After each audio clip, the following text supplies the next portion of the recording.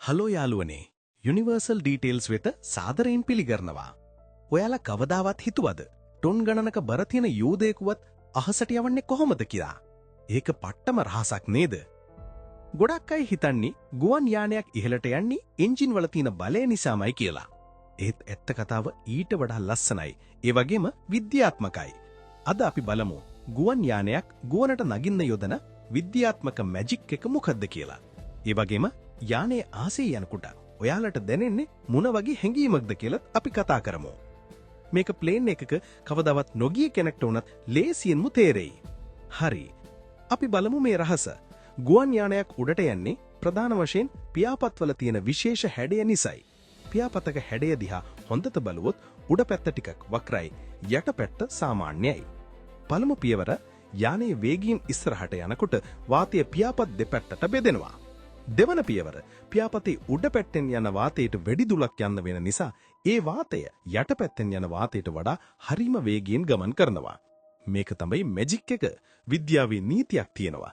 වාතය වේගවත් වෙනකොට ඒ අවට තියෙන පීඩනේ අඩු වෙනවා.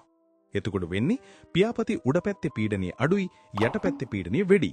මේ පීඩන දෙකේ වෙනස නිසා යානිය ඉබේටම උඩට තල්ලු වෙනවා. මේකට තමයි ලිෆ්ට් බලය කියන්නේ. ඉතින් ප්ලේන් එකක් උඩට ගන්නේ එන්ජින් එකේ බලයෙන්ම නෙමෙයි. පියාපත් වලින් වාතය අල්ලගෙන උඩට පනිනව වගේ වැඩක් තමයි වෙන්නේ. හරි. යානේ දැන් අහසට ගිහින්. එතකොට ඔයාලට දැනෙන්නේ කොහමද? ගොඩක් අය හිතන වගේ අහසේ යනකොට භයානක වූ අමුතු හැඟීමක් දැනෙන්නේ නෑ. ඔයාලට දැනෙන්නේ ඔයාලා යානේ ඉඳගෙන ඉන්නකොට බස් එකක යනවා වගේම ගුරුත්වාකර්ෂණයෙන් ග්‍රැවිටි සාමාන්‍ය විදියට දැනෙනවා. බර අඩු වෙනවා හෝ උඩ පාවෙනවා වගේ හැඟීමක් දැනෙන්නේ නෑ. යානේ ගුවන්ගත කරනකොට ටේක් ඔෆ් හෝ බිමට බස්සනකොට ලෑන්ඩින් කන් ටිකක් රිදෙනවා වගේ දැනෙන්න පුරුණ.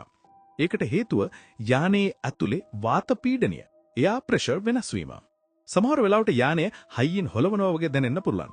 මේකට තමයි ටර්බියුලන්ස් කියන්නේ. මේක වෙන්නේ යානේ ගුවන් වායු ස්තරවල ඝනත්වය වෙනස් වෙනෝ හෝ වලාකුළු ඇතුලේ යනකොට. මේක හරියට හොඳට යන පාරකදී හදිසියෙම වලක් උඩින් ගියා වගේ දැනීමක් විතරයි. මේක යානේ ආරක්ෂාවට කිසිම හානියක් කරන්නේ නැහැ. ඒ නිසා බය වෙන්න එපා. ඉතින් යාළුවනේ ගුවන් යානයක් කියන්නේ හුදක් බලයෙන් යන දෙයක් නෙමෙයි.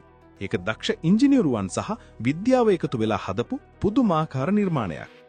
දැන් ඔයාලට කවදාවත් ප්ලේන් එකක නොගිය යාළුවෙකුට උනත් යානයක් ඉහළට යන්නේ කොහොමද කියලා පැහැදිලිව කියලා දෙන්න පුළුවන්. ඔයාලට මොකද හිතෙන්නේ? ප්ලේන් එක කියන්නේ හිතෙනව නේද? ඔයාලගේ අදහස් පහලින් කමෙන්ට් කරන්න.